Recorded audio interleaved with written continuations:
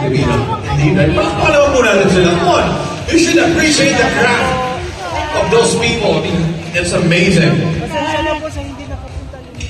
Alright, so now ladies and gentlemen, thank you once again to them for that mesmerizing performance. Your talent is truly a testament to the richness of Filipino culture.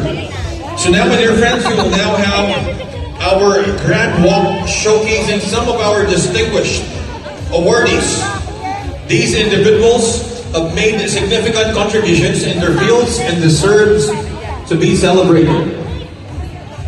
These remarkable individuals will soon have the distinct honor of gracing the prominent billboards to both here in Manila as well as in Times Square, New York. Not Cubao, but in the United States of America. Alright? Okay. So we'll be starting to know their names. To start off, we have Janine Mendoza from Fashionista Mall Beauty Lounge.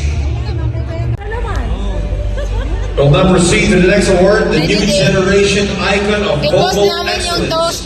And the award goes to Legit, i-post namin yung toast nyo. Bagong Iha kasal Lipa. si Governor, si Mayora. Ako ang ninang. Siya ang ninang. Okay lang sa'yo tayo.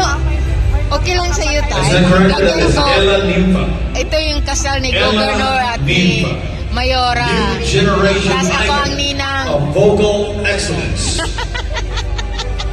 Patay tayo. Patay tayo.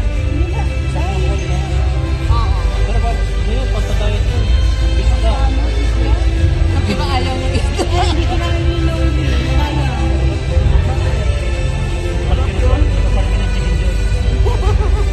Pwede pala.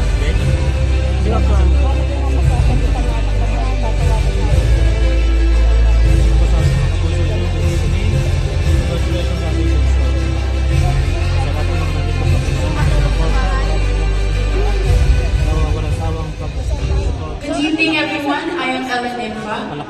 First, gusto ko po salamatan sa Kamay na may cellphone. Paano? and also, Paano?